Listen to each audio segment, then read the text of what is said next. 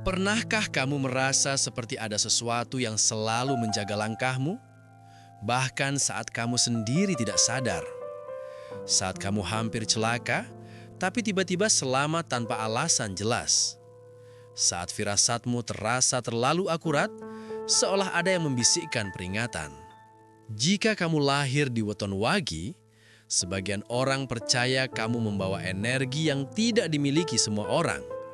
Energi yang katanya bukan sekedar aura biasa, tapi sesuatu yang sejak lama disembunyikan para leluhur. Konon, dalam ajaran leluhur Jawa yang hanya dibisikkan dari generasi ke generasi, ada rahasia tentang manusia yang tidak pernah benar-benar berjalan sendirian. Mereka dipercaya memiliki pendamping tak kasat mata sejak lahir. Bukan karena ritual, bukan karena memanggil, tapi karena garis waktu kelahiran mereka sendiri. Anehnya, banyak orang yang memilikinya justru tidak pernah sadar. Dan menurut cerita para sesepuh, weton Wage termasuk yang paling sering menyimpan rahasia itu. Pertanyaannya, kenapa harus disembunyikan selama ini? Assalamualaikum warahmatullahi wabarakatuh. Semoga kita semua selalu berada dalam lindungan Tuhan yang Maha Kuasa, dijauhkan dari mara bahaya yang terlihat maupun yang tidak terlihat. Semoga hati kita selalu diberi ketenangan, pikiran diberi kejernihan, dan langkah kita selalu diarahkan menuju kebaikan. Semoga apa yang kita pelajari hari ini bukan menjadi sumber kesombongan, melainkan menjadi pengingat agar kita semakin rendah hati, semakin waspada, dan semakin dekat kepada Sang Pencipta. Amin. Sejak dahulu, masyarakat Jawa mengenal weton bukan sekedar penanda hari lahir. Weton dipercaya sebagai gambaran energi dasar yang menyertai seseorang sepanjang hidupnya. Dalam perhitungan lama, setiap weton membawa watak, jalan hidup, rejeki, bahkan potensi spiritual yang berbeda-beda. Dan di antara semuanya, Wage sering disebut sebagai salah satu yang paling sunyi, tapi dalam. Orang yang lahir di Wage sering dikenal memiliki sifat pendiam, pengamat, dan tidak mudah membuka diri. Mereka cenderung memikirkan sesuatu lebih dalam dibanding orang lain. Banyak yang terlihat biasa saja dari luar, tapi menyimpan dunia pikiran yang sangat luas di dalam dirinya. Mereka sering lebih peka terhadap suasana, mudah merasakan perubahan energi di suatu tempat, bahkan kadang bisa merasakan perasaan orang lain tanpa dijelaskan. Para leluhur percaya kepekaan itu bukan muncul begitu saja. Ada yang mengatakan itu adalah bentuk perlindungan alami. Ada juga yang percaya itu adalah tanda bahwa seseorang memiliki pendamping energi yang menjaga keseimbangannya. Bukan untuk ditakuti, tapi untuk dipahami. Namun misterinya, tidak semua orang Wage menyadari potensi itu. Banyak yang hidup seperti orang biasa, sekolah, bekerja, berkeluarga, tanpa pernah merasa ada sesuatu yang berbeda. Tapi pada sebagian kecil orang, pengalaman aneh mulai muncul sejak kecil. Misalnya sering bermimpi tempat yang belum pernah dikunjungi, atau tiba-tiba tahu sesuatu akan terjadi tanpa ada yang memberitahu. Ada juga kisah orang Wage yang sering lolos dari kejadian berbahaya. Hampir kecelakaan, tapi tiba-tiba batal. Hampir berada di tempat yang salah, tapi mendadak berubah rencana. Hal-hal kecil, tapi kalau dipikir ulang, terasa seperti ada yang menjaga dari kejauhan. Para sesepuh zaman dulu jarang membahas hal ini secara terbuka. Bukan karena ingin menyembunyikan, tapi karena takut disalahgunakan. Mereka percaya jika seseorang terlalu cepat tahu potensi dirinya tanpa kesiapan hati, justru bisa membawa kesombongan. Dan kesombongan menurut ajaran lama adalah pintu dari banyak masalah dalam hidup. Karena itu, misteri weton Wage lebih sering disampaikan lewat simbol, cerita, atau nasihat halus, bukan lewat ajaran terang-terangan. Seolah leluhur ingin memastikan hanya mereka yang benar-benar siap yang akan memahami maknanya. Dan mungkin tanpa kamu sadari, cerita ini bukan sekedar cerita lama. Mungkin ini adalah cermin dari perjalanan hidup seseorang yang selama ini merasa berbeda, tapi tidak pernah tahu kenapa. Tidak semua orang yang lahir di Weton Wage merasakan hal-hal yang dianggap aneh atau berbeda. Bahkan, sebagian besar justru menjalani hidup dengan sangat normal. Mereka tumbuh seperti orang pada umumnya, sekolah, bekerja, bercanda, jatuh cinta, menghadapi masalah hidup, tanpa pernah merasa memiliki sesuatu yang istimewa. Dan justru disitulah letak misterinya. Menurut kepercayaan lama, potensi energi batin bukan sesuatu yang otomatis aktif hanya karena seseorang lahir pada waktu tertentu. Ibarat benih, potensi itu ada, tapi tidak semua benih tumbuh. Ada yang tetap tertidur sepanjang hidup. Ada yang tumbuh perlahan, dan ada yang terbuka karena pengalaman hidup tertentu. Banyak sesepuh percaya bahwa kesadaran batin seseorang sangat dipengaruhi oleh perjalanan hidupnya. Orang yang terlalu sibuk dengan dunia luar, tekanan hidup, atau emosi yang tidak stabil, seringkali justru makin menjauh dari kepekaan alaminya. Bukan karena potensi itu hilang, tapi karena tertutup oleh kebisingan pikiran dan tekanan kehidupan sehari-hari. Ada juga yang mengatakan bahwa tidak semua orang memang ditakdirkan untuk menyadari hal tersebut. Karena kesadaran yang terlalu cepat tanpa kesiapan mental dan spiritual justru bisa membuat seseorang takut, bingung, bahkan kehilangan arah hidup. Maka dalam banyak cerita lama, kemampuan tertentu sering dikunci secara alami sampai seseorang benar-benar siap menerimanya. Menariknya, ada orang yang baru merasakan perubahan saat memasuki fase hidup tertentu. Misalnya setelah mengalami kehilangan, tekanan berat, atau peristiwa yang mengguncang emosi. Seolah pengalaman itu membuka lapisan dalam diri yang sebelumnya tertutup rapat. Mereka mulai lebih peka terhadap firasat, mimpi terasa lebih nyata, atau intuisi menjadi lebih tajam dari sebelumnya. Namun, para leluhur selalu menekankan satu hal penting. Tujuan dari kesadaran batin bukan untuk menjadi berbeda dari orang lain, bukan untuk merasa lebih kuat, lebih istimewa, atau lebih tahu segalanya. Justru sebaliknya, kesadaran itu harus membuat seseorang semakin rendah hati, semakin bijaksana, dan semakin mampu menjaga diri dari hal-hal buruk. Karena itulah, banyak orang wage yang mungkin membawa potensi besar, tapi memilih hidup sederhana tanpa pernah mengejar hal-hal mistis. Dan dalam pandangan kebijaksanaan lama, itu bukan berarti mereka gagal. Justru mungkin mereka sudah menjalani jalan yang paling aman. Mungkin memang tidak semua orang perlu tahu semua rahasia tentang dirinya. Karena terkadang yang paling penting bukan seberapa besar potensi yang kita miliki, tapi seberapa bijak kita menjalani hidup yang sudah diberikan. Dalam banyak cerita lisan sing beredar ning masyarakat, sering disebut bahwa seseorang tidak selalu perlu melakukan ritual tertentu untuk memiliki pendamping energi. Anu sing dipercaya wis milikine sejak lahir. Namun sing buate menjadi misteri, tondo-tondone sering sangat halus. Tidak selalu dramatis, tidak selalu menyeramkan, tapi terasa aneh jika dialami berulang kali sepanjang hidup. Salah satu tondo sing paling sering diceritakan adalah sering selamat saka situasi berbahaya secara tidak masuk akal. Misalnya hampir mengalami kecelakaan, tapi tiba-tiba ana hal kecil yang mengubah keadaan. Terlambat beberapa detik, salah belok, atau tiba-tiba ana firasat untuk menunda perjalanan. Hal-hal kecil sing jika dilihat satu kali mungkin terasa kebetulan. Tapi jika terjadi berkali-kali, mulai terasa seperti ana sesuatu sing menjogo. Tondo lain sing sering disebut adalah firasat sing sangat kuat. bukan sekedar perasaan ragu biasa, tapi keyakinan kuat bahwa sesuatu akan terjadi.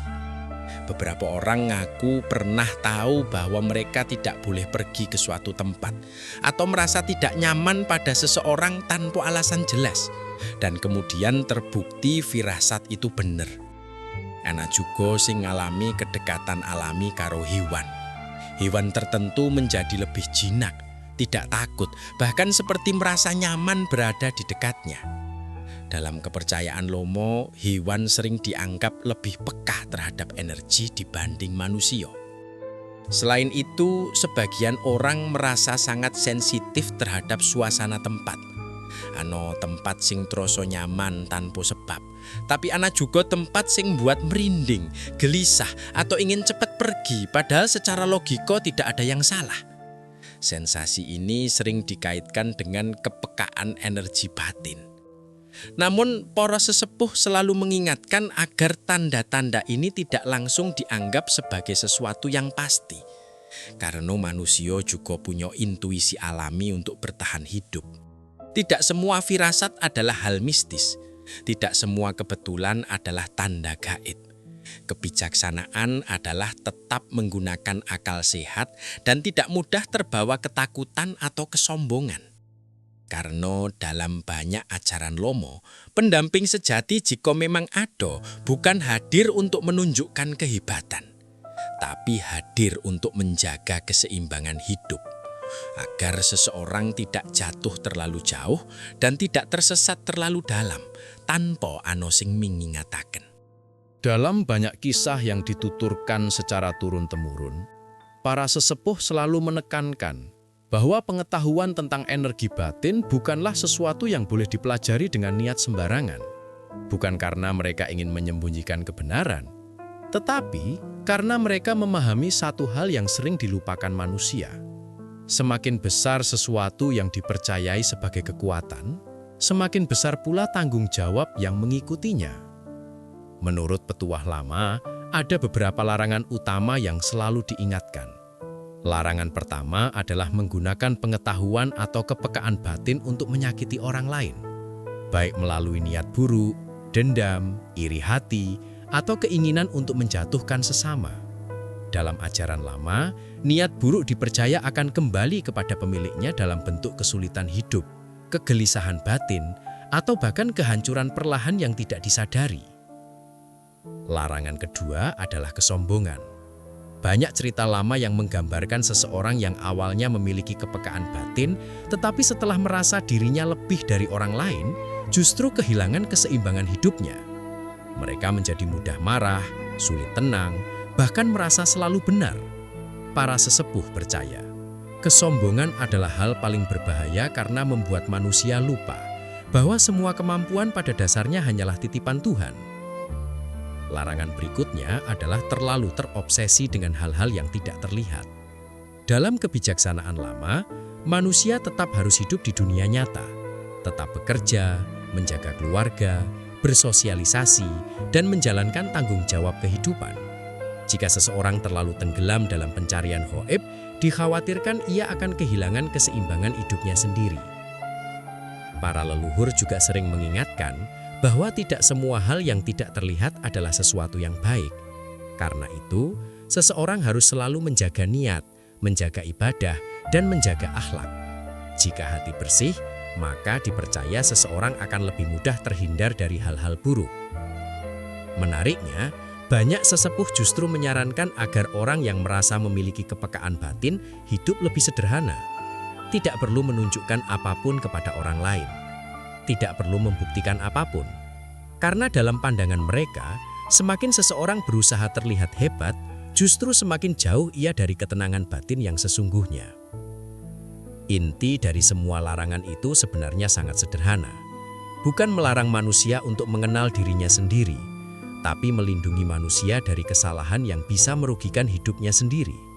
Karena dalam kebijaksanaan lama, kekuatan terbesar bukanlah kemampuan melihat yang tidak terlihat, tetapi kemampuan mengendalikan diri saat memiliki kesempatan untuk berbuat lebih.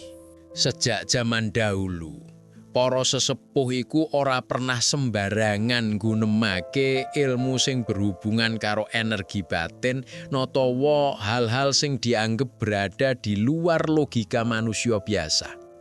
Bukan karena mereka pelit ilmu, bukan juga karena ingin terlihat memiliki rahasia besar. Tapi karena mereka percaya ana pengetahuan sing jika sampai ke orang sing belum siap, justru bisa nggawa kerusakan, bukan manfaat. Para sesepuh sering ngatakake, menungso iku pada dasarnya mudah tergoda karo rasa ingin tahu lan rasa ingin menjadi lebih hebat dari orang lain. Ketika seseorang merasa memiliki sesuatu yang tidak dimiliki banyak orang, disitulah ujian sebenarnya dimulai. Apakah ia akan tetap rendah hati atau justru mulai merasa lebih tinggi dari yang lain? Larangan pertama sing paling sering ditekanake adalah jangan pernah menggunakan apapun yang berhubungan dengan energi batin untuk menyakiti orang lain. Tidak untuk balas dendam, tidak untuk menjatuhkan, tidak untuk menunjukkan kekuasaan. Dalam banyak kisah lama, orang yang mencoba menggunakan hal seperti ini untuk keburukan sering justru kehilangan kedamaian hidupnya sendiri. Hidupnya menjadi gelisah, hubungannya rusak, dan pikirannya tidak pernah tenang. Larangan kedua adalah jangan mencari kekuatan hanya karena ingin dianggap istimewa. Para leluhur percaya, semakin seseorang mengejar pengakuan, semakin ia menjauh dari kebijaksanaan. Orang sing benar-benar kuat justru sering terlihat biasa saja. Tidak banyak bicara, tidak suka pamer, tapi hidupnya terasa lebih tenang dan stabil. Larangan berikutnya adalah jangan sampai lupa kehidupan nyata. Banyak cerita sing menggambarake seseorang sing terlalu tenggelam dalam pencarian hal-hal gaib, sampai melupakan tanggung jawabnya sebagai manusia. Lupa keluarga, lupa pekerjaan, lupa menjaga kesehatan. Para sesepuh percaya, keseimbangan adalah kunci. Dunia nyata tetap harus dijalani dengan penuh tanggung jawab. Ada juga pesan penting tentang menjaga hati dan niat. Karena dalam kepercayaan lama, apapun sing berhubungan dengan energi batin sangat dipengaruhi oleh kondisi hati seseorang. Jika hatinya penuh amarah, iri, atau dendam, maka yang datang juga dipercaya tidak akan membawa kebaikan. Para sesepuh juga sering mengatakan, tidak semua hal yang tidak terlihat adalah sesuatu yang layak didekati. Karena itu, mereka selalu menekankan pentingnya doa, ibadah, dan menjaga akhlak. Mereka percaya, perlindungan terbesar manusia bukan dari kemampuan khusus, tapi dari kedekatan kepada Tuhan dan niat hidup sing lurus. Pada akhirnya, semua larangan itu sebenarnya bukan untuk menakut-nakuti, tapi untuk menjaga manusia tetap berada di jalur yang aman. Karena dalam pandangan kebijaksanaan lama, yang paling berbahaya bukanlah sesuatu di luar diri manusia, tapi keinginan manusia sing tidak bisa mengendalikan dirinya sendiri. Dalam banyak petuah leluhur, sebelum seseorang mencoba memahami hal-hal yang berkaitan dengan kesadaran batin, ada satu langkah yang dianggap paling penting, bahkan lebih penting dari latihan apapun. Langkah itu adalah membersihkan niat. Karena dalam kepercayaan lama, niat itu arah. Dan arah yang salah bisa membawa seseorang jauh tersesat tanpa ia sadari. Para sesepuh sering mengibaratkan niat seperti akar pohon. Jika akarnya sehat, pohonnya akan tumbuh kuat. Tapi jika akarnya rusak, seindah apapun daun dan batangnya, pada akhirnya akan roboh. Begitu juga dengan perjalanan batin manusia. Jika niatnya dipenuhi ambisi, kesombongan, atau keinginan menguasai sesuatu, maka perjalanan itu dipercaya tidak akan membawa ketenangan. Membersihkan niat bukan berarti seseorang harus menjadi manusia yang sempurna. Bukan berarti tidak boleh punya keinginan atau tujuan hidup. Tapi lebih kepada memahami alasan terdalam dari setiap langkah yang diambil. Apakah ingin belajar untuk memperbaiki diri atau hanya ingin diakui orang lain? Apakah ingin menjadi lebih bijak atau hanya ingin merasa lebih hebat? Para leluhur percaya niat yang paling aman selalu berhubungan dengan kebaikan. Niat untuk menjaga diri dari hal buruk, niat untuk membantu orang lain jika mampu, niat untuk hidup lebih tenang, dan yang paling sering disebut niat untuk mendekatkan diri kepada Tuhan. Karena dalam banyak ajaran lama, kesadaran batin bukanlah tujuan utama. Tujuan utamanya adalah menjadi manusia yang lebih baik, lebih sabar, lebih bijaksana, lebih mampu menahan diri dari hal-hal yang merugikan.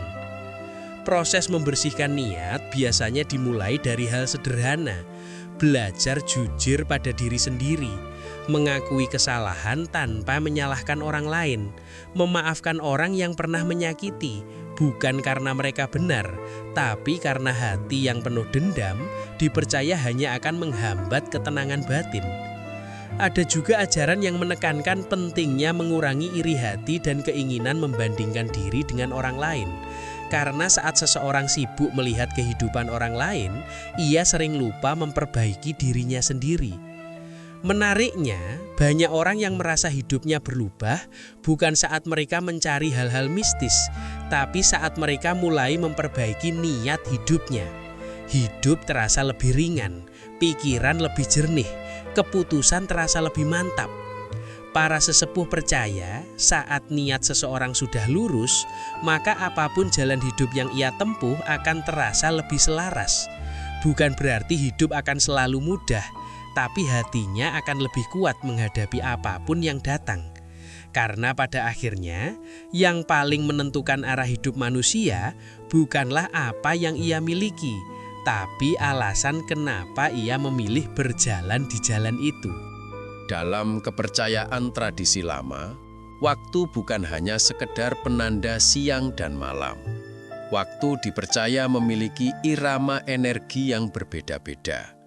Ada waktu yang dianggap biasa saja, ada yang dipercaya membawa ketenangan, dan ada juga yang dalam cerita para leluhur dianggap sebagai waktu ketika batin manusia lebih mudah terasa selaras dengan alam.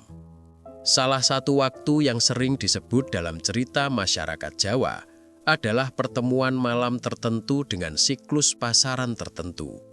Bukan karena waktunya dianggap sakral secara mutlak, tapi karena dipercaya menjadi momen ketika suasana alam lebih tenang. Aktivitas manusia berkurang, suara dunia menjadi lebih sunyi, dan pikiran manusia lebih mudah masuk ke kondisi refleksi diri.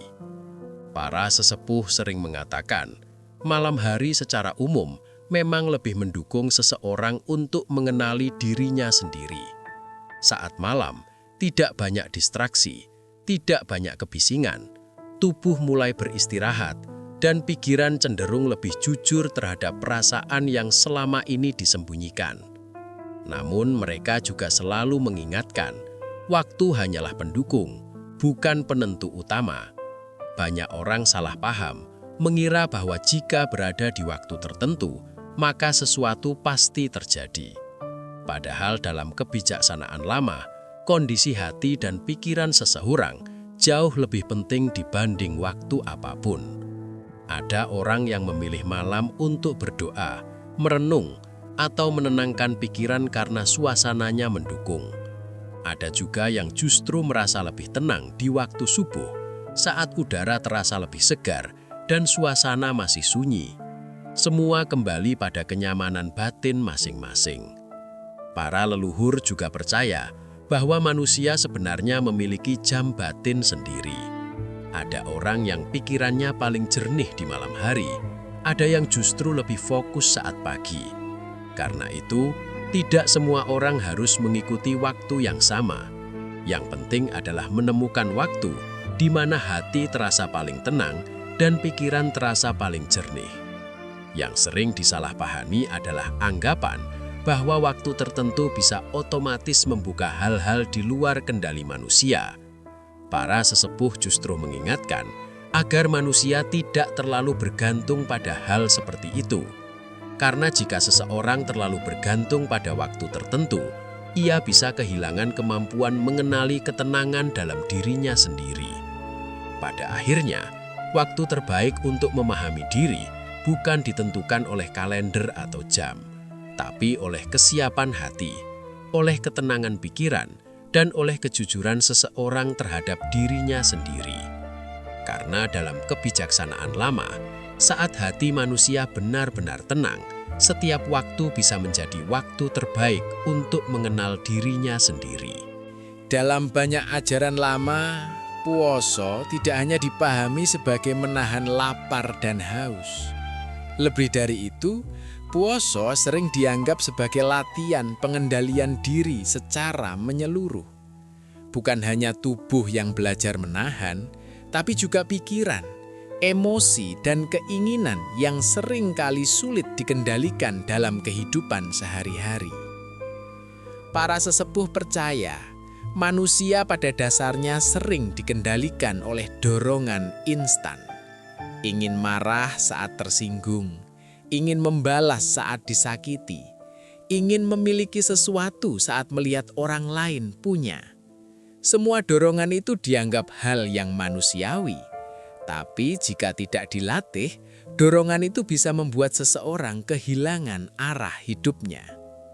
Karena itu, puasa sering dipandang sebagai cara melatih kesabaran. Saat seseorang menahan lapar, ia belajar bahwa tidak semua keinginan harus langsung dipenuhi. Saat menahan haus, ia belajar bahwa ketidaknyamanan bukan sesuatu yang harus selalu dihindari. Dan saat menahan emosi, ia belajar bahwa kekuatan terbesar bukan saat seseorang bisa melawan orang lain, tapi saat ia bisa mengendalikan dirinya sendiri. Dalam perjalanan batin, pengendalian diri dianggap sangat penting, karena seseorang yang tidak bisa mengendalikan emosinya akan sulit menjaga kejernihan pikirannya.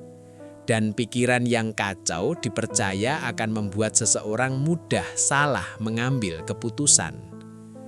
Para leluhur juga sering mengingatkan bahwa puasa bukan sekedar menahan hal fisik.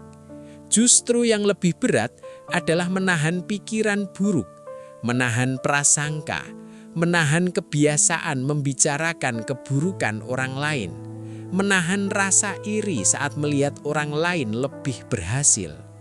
Karena dalam pandangan kebijaksanaan lama, pikiran negatif dipercaya jauh lebih melelahkan batin dibanding rasa lapar atau haus. Pikiran yang penuh kemarahan atau dendam bisa membuat seseorang tidak pernah merasa damai, bahkan saat hidupnya terlihat baik-baik saja.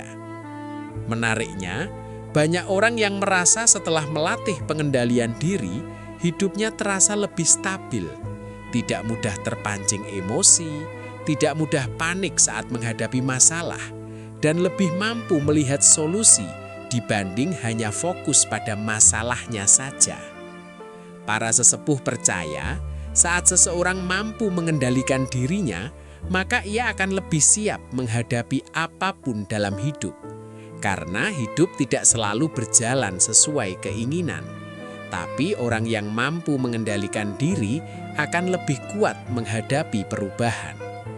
Pada akhirnya, puasa bukan tentang seberapa lama seseorang bisa menahan lapar, tapi tentang seberapa kuat seseorang bisa menjaga hatinya tetap tenang di tengah dunia yang sering membuat manusia lupa mengendalikan dirinya sendiri. Dalam banyak ajaran leluhur dan nilai-nilai spiritual, doa dan zikir selalu ditempatkan sebagai fondasi utama sebelum seseorang mencoba memahami hal-hal yang lebih dalam tentang dirinya. Karena pada dasarnya, doa bukan hanya tentang meminta, tapi tentang mengingat. Mengingat bahwa manusia memiliki keterbatasan. mengingat bahwa ada kekuatan yang jauh lebih besar yang mengatur kehidupan ini. Para sesepuh sering mengatakan, hati manusia itu seperti air. Jika airnya tenang, maka ia bisa memantulkan bayangan dengan jelas. Tapi jika airnya terus bergelombang, maka apapun yang ada di permukaannya akan terlihat kabur. Begitu juga dengan batin manusia.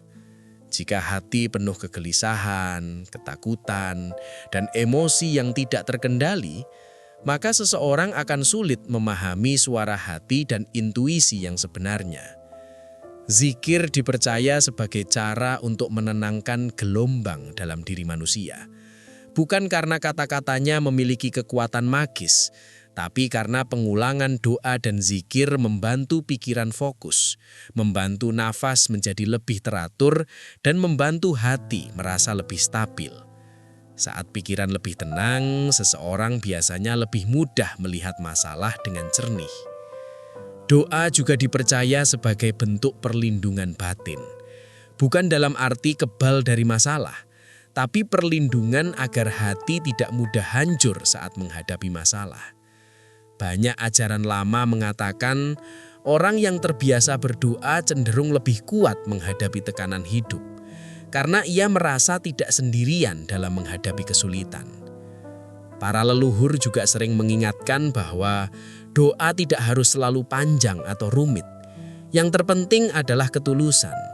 Bahkan doa yang sangat sederhana, jika diucapkan dengan hati yang jujur, dipercaya lebih bermakna dibanding doa panjang yang hanya diucapkan tanpa penghayatan. Menariknya, banyak orang yang merasakan perubahan besar dalam hidupnya, bukan karena menemukan sesuatu yang luar biasa, tapi karena mulai rutin berdoa dan berzikir. Mereka merasa lebih tenang, lebih sabar, dan lebih mampu menerima hal-hal yang tidak bisa mereka kontrol. Dalam perjalanan batin, doa dan zikir juga dipercaya membantu seseorang tetap membumi, tidak mudah terbawa rasa takut, tidak mudah terbawa kesombongan, karena setiap doa mengingatkan bahwa manusia tetaplah manusia yang membutuhkan pertolongan dan bimbingan. Para sesepuh percaya semakin seseorang dekat dengan doa, maka semakin kecil kemungkinan ia tersesat oleh rasa ingin tahu yang berlebihan, karena hatinya sudah memiliki pegangan yang kuat. Karena pada akhirnya yang paling membuat manusia kuat bukanlah apa yang ia ketahui, tapi kepada siapa ia bersandar saat hidupnya berada di titik paling sulit. Dalam banyak cerita lama, para sesepuh sering mengatakan bahwa perubahan batin biasanya tidak datang secara tiba-tiba dan dramatis. Tidak selalu disertai kejadian menyeramkan atau pengalaman yang sulit dijelaskan. Justru seringkali perubahan itu datang secara halus, perlahan, sampai seseorang baru menyadarinya setelah waktu berlalu cukup lama. Salah satu tanda yang sering diceritakan adalah perubahan cara seseorang merasakan ketenangan. Hal-hal yang dulu mudah membuat panik atau marah, perlahan terasa lebih mudah dihadapi. Bukan karena masalah hidup hilang, tapi karena hati terasa lebih kuat menampung tekanan. Seolah ada ruang lebih luas dalam diri untuk berpikir sebelum bereaksi. Ada juga yang mulai mengalami mimpi yang terasa lebih jelas dan lebih bermakna.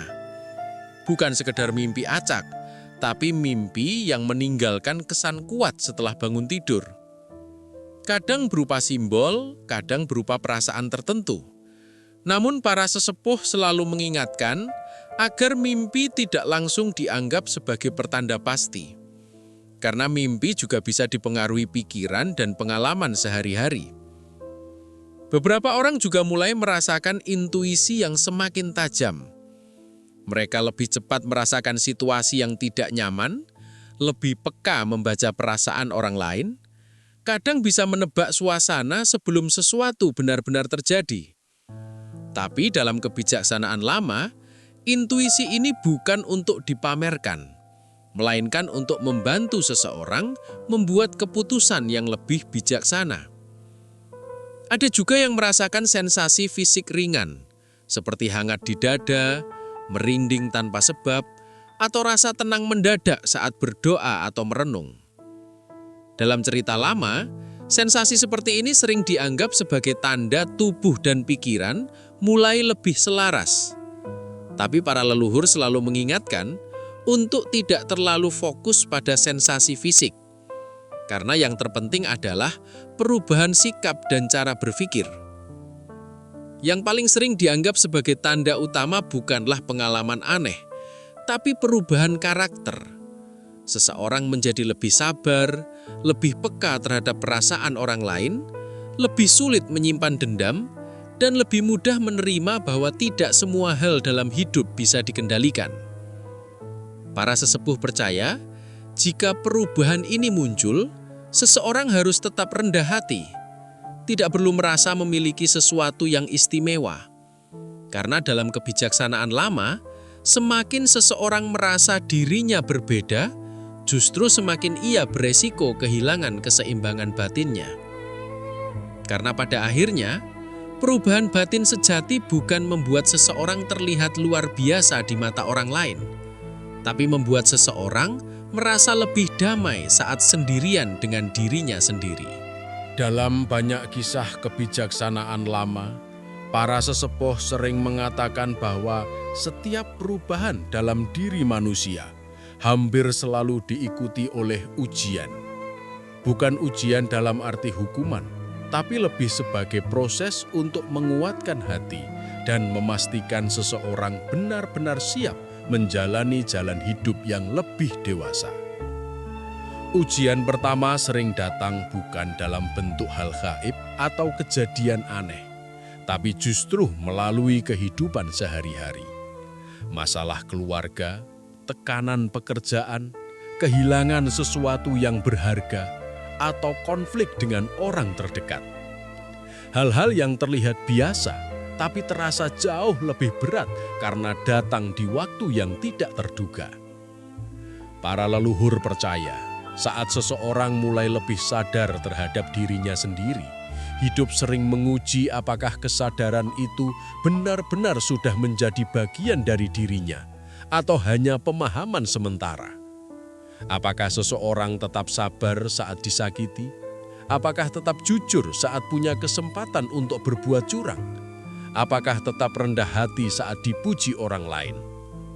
Dalam cerita lama, banyak orang gagal bukan karena tidak punya potensi, tapi karena tidak siap menghadapi ujian emosional. Saat hidup terasa sulit, mereka kembali pada kebiasaan lama, marah, menyalahkan orang lain, atau putus asa. Padahal dalam pandangan kebijaksanaan lama, ujian justru adalah kesempatan untuk memperkuat diri. Ada juga ujian dalam bentuk godaan, misalnya keinginan untuk menunjukkan bahwa dirinya lebih tahu, lebih peka, atau lebih kuat dari orang lain. Godaan ini sering datang secara halus, lewat pujian orang lain, lewat rasa ingin diakui, dan jika seseorang tidak hati-hati, ia bisa kehilangan keseimbangan batin yang sudah dibangun dengan susah payah.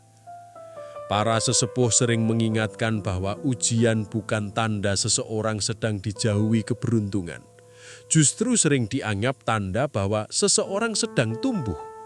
Seperti otot yang menjadi kuat karena latihan, hati manusia juga menjadi kuat karena pengalaman hidup.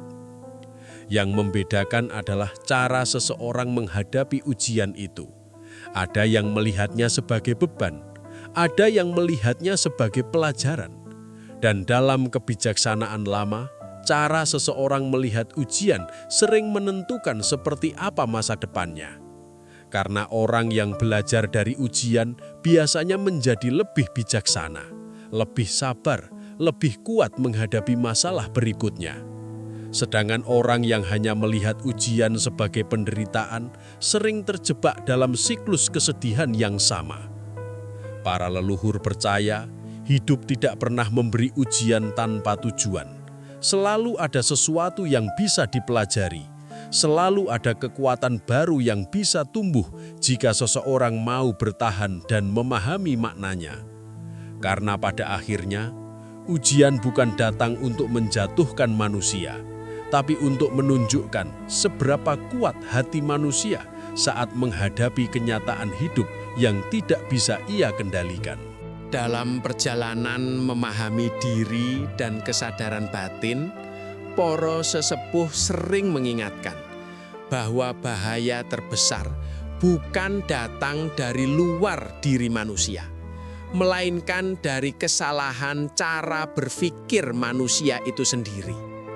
Banyak orang yang sebenarnya memiliki niat baik di awal, tetapi perlahan tersesat karena tidak menyadari perubahan dalam sikap dan hatinya.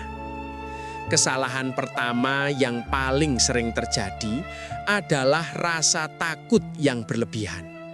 Saat seseorang mulai merasakan hal-hal yang tidak biasa dalam dirinya, seperti intuisi yang lebih tajam atau kepekaan terhadap suasana, sebagian orang justru panik. Mereka mulai berpikir hal-hal buruk, merasa dirinya berbeda secara menakutkan, bahkan menarik diri dari kehidupan sosial. Padahal dalam banyak ajaran lama, ketakutan berlebihan justru bisa membuat pikiran tidak jernih dan membuat seseorang sulit membedakan mana kenyataan dan mana hanya bayangan pikiran. Kesalahan kedua adalah kebalikan dari ketakutan, yaitu kesombongan. Ini sering terjadi tanpa disadari. Awalnya hanya merasa lebih peka, lalu berubah menjadi merasa lebih tahu dari orang lain. Merasa nasihat orang lain tidak penting, merasa dirinya punya pemahaman yang lebih tinggi. Para sesepuh percaya kesombongan adalah jebakan paling halus karena sering terasa seperti kepercayaan diri, padahal sebenarnya perlahan merusak keseimbangan batin seseorang. Kesalahan berikutnya adalah terlalu mengejar pengalaman yang dianggap luar biasa. Ada orang yang menjadi terobsesi mencari sensasi aneh, pengalaman mistis, atau pengakuan dari orang lain. Dalam kebijaksanaan lama, obsesi seperti ini justru dianggap berbahaya karena membuat seseorang lupa bahwa tujuan utama perjalanan batin adalah ketenangan, bukan sensasi. Ada juga kesalahan berupa mengabaikan kehidupan nyata. Terlalu fokus pada pencarian makna tersembunyi sampai lupa tanggung jawab terhadap keluarga, pekerjaan, dan kesehatan. Para leluhur selalu menekankan bahwa manusia harus tetap membumi. Hidup harus tetap seimbang antara dunia batin dan dunia nyata. Kesalahan lain yang sering terjadi adalah tidak menjaga hati, membiarkan iri, dendam, dan amarah tumbuh. Dalam ajaran lama, emosi negatif dipercaya bisa mengganggu kejernihan pikiran dan membuat seseorang mudah salah menilai situasi. Para sesepuh percaya yang membuat seseorang selamat dalam perjalanan batin bukanlah seberapa banyak yang ia ketahui, tapi seberapa baik ia menjaga sikap dan hatinya. Karena pengetahuan tanpa kebijaksanaan sering justru membuat manusia tersesat lebih jauh. Pada akhirnya, kesalahan fatal bukan karena seseorang mencoba memahami dirinya sendiri, tapi karena ia lupa satu hal penting, bahwa semakin seseorang merasa sudah tahu segalanya, biasanya justru disitulah ia mulai kehilangan arah. Dalam banyak kisah lama yang diwariskan secara lisan, para leluhur selalu meninggalkan pesan yang sama. Manusia harus berhati-hati saat berhadapan dengan hal-hal yang tidak sepenuhnya ia pahami. Bukan untuk menakut-nakuti, tapi untuk menjaga agar manusia tidak melangkah terlalu jauh tanpa kesiapan hati dan pikiran. Para sesepuh percaya, setiap pengetahuan membawa tanggung jawab. Semakin seseorang merasa memiliki pemahaman lebih dalam tentang kehidupan, semakin ia harus menjaga sikapnya. Karena dalam pandangan kebijaksanaan lama, manusia sering jatuh bukan karena tidak tahu, tapi karena merasa sudah tahu segalanya. Salah satu peringatan yang paling sering disampaikan adalah jangan pernah menggunakan apapun yang berhubungan dengan kekuatan batin untuk merugikan orang lain, baik secara langsung maupun tidak langsung. Para leluhur percaya, niat buruk yang terus dipelihara akan perlahan merusak ketenangan hidup seseorang. Bukan karena ada hukuman instan, tapi karena hati yang dipenuhi kebencian sulit merasakan kedamaian. Ada juga peringatan tentang bahaya kehilangan kendali diri. Banyak cerita lama menggambarkan seseorang yang awalnya hanya ingin memahami dirinya sendiri, tapi akhirnya terjebak dalam rasa ingin lebih, dan lebih. Ingin lebih kuat, lebih tahu, lebih dihormati, dan tanpa disadari, ia mulai menjauh dari kehidupan normalnya, mulai kehilangan orang-orang yang peduli padanya, mulai hidup dalam dunia pikirannya sendiri. Para sesepuh juga sering mengingatkan bahwa tidak semua hal yang terasa menarik harus diikuti. Ada hal-hal yang lebih baik dibiarkan tetap menjadi misteri, karena tidak semua manusia memiliki jalan hidup yang sama. Tidak semua orang harus mengetahui semua hal. Peringatan lain yang sangat penting adalah menjaga keseimbangan hidup. Para leluhur percaya, manusia yang terlalu fokus pada satu sisi kehidupan, entah itu dunia materi atau dunia batin, akan mudah kehilangan arah. Hidup harus tetap dijalani dengan tanggung jawab, dengan akal sehat, dan dengan kesadaran bahwa manusia tetap bagian dari dunia nyata.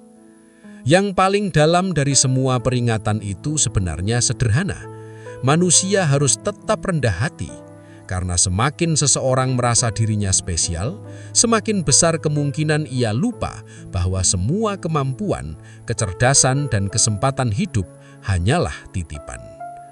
Para leluhur percaya, manusia yang paling kuat bukanlah yang merasa memiliki kekuatan besar, tapi yang mampu hidup tenang tanpa perlu membuktikan apapun kepada siapapun. Karena pada akhirnya, yang paling sering menjatuhkan manusia bukanlah dunia di luar dirinya, tapi keinginan dalam dirinya yang tidak pernah merasa cukup. Dalam banyak kisah kebijaksanaan lama, ada satu titik yang sering disebut sebagai titik paling menentukan dalam perjalanan hidup seseorang. Bukan saat ia menemukan sesuatu yang luar biasa, bukan saat ia merasa memiliki pemahaman yang dalam, tapi saat ia dipaksa berhadapan dengan dirinya sendiri, tanpa topeng, tanpa alasan, tanpa tempat untuk bersembunyi. Para sesepuh percaya, titik ini sering datang dalam bentuk kejadian yang mengguncangkan emosi. Bisa berupa kehilangan orang yang dicintai, kegagalan besar dalam hidup, pengkhianatan dari orang yang dipercaya, atau perasaan hampa yang muncul tanpa sebab yang jelas. Saat itu terjadi, banyak orang merasa seperti kehilangan pegangan. Dunia yang selama ini terasa pasti, tiba-tiba terasa rapuh. Di titik inilah ujian sebenarnya dimulai. Karena saat seseorang kehilangan rasa aman, ia punya dua pilihan, menyalahkan dunia atau mulai melihat ke dalam dirinya sendiri. Dan bagi sebagian orang, melihat ke dalam diri justru jauh lebih menakutkan daripada menghadapi masalah di luar. Ada orang yang di titik ini mulai sadar bahwa selama ini ia hidup mengejar pengakuan. Ada yang sadar bahwa ia terlalu takut gagal sampai lupa menikmati hidup. Ada juga yang sadar bahwa selama ini ia terlalu sibuk menyalahkan keadaan tanpa pernah benar-benar mengenali dirinya sendiri. Para leluhur percaya, inilah momen nyentak dalam hidup manusia. Momen ketika semua ilusi tentang siapa dirinya mulai runtuh dan yang tersisa hanyalah satu pertanyaan sederhana, tapi sangat dalam. sebenarnya aku ini siapa jika semua yang aku banggakan hilang? Momen ini bisa sangat menyakitkan karena manusia pada dasarnya ingin merasa kuat, ingin merasa benar, ingin merasa aman.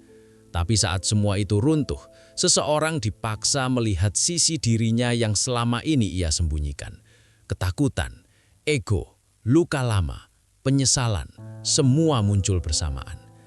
Namun dalam kebijaksanaan lama, justru di titik inilah seseorang punya kesempatan untuk benar-benar berubah. Bukan karena ingin terlihat baik, tapi berubah karena sadar bahwa hidup terlalu singkat untuk dihabiskan dalam kesombongan, kemarahan, atau ketakutan yang tidak perlu. Para sesepuh percaya, orang yang berhasil melewati titik ini biasanya menjadi lebih tenang, tidak mudah terpancing emosi, tidak terlalu sibuk membuktikan diri, dan lebih fokus menjalani hidup dengan penuh kesadaran. Karena pada akhirnya, yang paling menyeramkan dalam hidup bukanlah hal-hal yang tidak terlihat di luar sana, tapi saat manusia akhirnya melihat dirinya sendiri dan menyadari selama ini ia belum benar-benar mengenal siapa dirinya. Dalam banyak ajaran kebijaksanaan lama, perjalanan batin manusia tidak pernah benar-benar berakhir pada satu titik tertentu. Tidak ada momen di mana seseorang tiba-tiba menjadi sempurna atau merasa sudah memahami segalanya. Justru, semakin seseorang memahami dirinya, biasanya ia akan semakin sadar betapa luasnya kehidupan yang belum ia mengerti. Para sesepuh sering mengatakan, kesadaran sejati bukan tentang memiliki kemampuan khusus, bukan tentang melihat sesuatu yang tidak dilihat orang lain, dan bukan tentang menjadi sosok yang dianggap berbeda atau istimewa. Kesadaran sejati justru sering terlihat sangat sederhana, tapi sangat dalam maknanya. Kesadaran sejati adalah saat seseorang mulai memahami dirinya tanpa harus membenci masa lalunya. Ia bisa menerima kesalahan yang pernah dilakukan, belajar darinya, dan melanjutkan hidup tanpa terus dihantui rasa bersalah yang berlebihan. Ia tidak lagi sibuk menyalahkan keadaan, tapi mulai fokus memperbaiki apa yang bisa diperbaiki hari ini. Kesadaran sejati juga muncul saat seseorang tidak lagi merasa perlu membuktikan dirinya kepada semua orang. Ia tidak lagi terlalu terganggu oleh penilaian orang lain. Bukan karena ia tidak peduli, tapi karena ia sudah tahu nilai dirinya tidak ditentukan oleh pujian atau hinaan orang lain. Para leluhur percaya, orang yang sudah mulai menyentuh kesadaran sejati biasanya menjadi lebih tenang dalam menghadapi hidup. Saat mendapat keberuntungan, ia bersyukur tanpa merasa paling hebat. Saat mendapat kesulitan, ia belajar tanpa merasa dunia sedang menghukumnya. Ia juga menjadi lebih peka terhadap perasaan orang lain, lebih mudah memaafkan, lebih sulit menyimpan dendam. Karena ia sadar hidup terlalu singkat untuk dihabiskan dengan memelihara kebencian. Yang paling penting, kesadaran sejati membuat seseorang lebih sadar bahwa hidup bukan hanya tentang dirinya sendiri. Ada keluarga yang perlu dijaga. Ada orang lain yang mungkin membutuhkan bantuan. Ada dunia yang harus dijalani dengan tanggung jawab. Para leluhur percaya, di titik ini, seseorang biasanya mulai memahami makna ketenangan yang sesungguhnya. Bukan ketenangan karena hidup tanpa masalah, tapi ketenangan karena hati sudah belajar menerima bahwa hidup memang penuh perubahan. Karena pada akhirnya, kesadaran sejati bukan tentang menemukan sesuatu di luar diri manusia, tapi tentang pulang ke dalam dirinya sendiri, dan akhirnya merasa cukup dengan siapa dirinya sebenarnya, tanpa harus menjadi siapapun selain dirinya sendiri. Semoga kisah dan pembahasan dalam video ini bisa menjadi pengingat bahwa hidup bukan hanya tentang apa yang terlihat di permukaan, tetapi juga tentang bagaimana kita menjaga hati, niat, dan cara kita menjalani setiap langkah kehidupan. Jika memang ada hal-hal yang tidak bisa dijelaskan sepenuhnya oleh logika, semoga itu membuat kita semakin rendah hati, bukan semakin merasa paling tahu. Ingatlah, kekuatan terbesar manusia bukan pada apa yang ia miliki, tapi pada bagaimana ia mengendalikan dirinya sendiri, menjaga niatnya tetap lurus, dan tetap berjalan di jalan kebaikan meskipun hidup tidak selalu mudah. Jika kamu merasa cerita ini memberi makna, pelajaran, atau sekedar membuatmu berpikir lebih dalam tentang hidup, semoga itu bisa menjadi bekal untuk menjalani hari-hari ke depan dengan lebih bijaksana. Terima kasih sudah meluangkan waktu untuk menyimak sampai akhir. Jangan lupa dukung channel ini dengan like, komen, share, dan subscribe agar channel ini bisa terus menghadirkan cerita, pengetahuan, dan refleksi kehidupan yang bermanfaat untuk kita semua. Sampai jumpa di cerita berikutnya.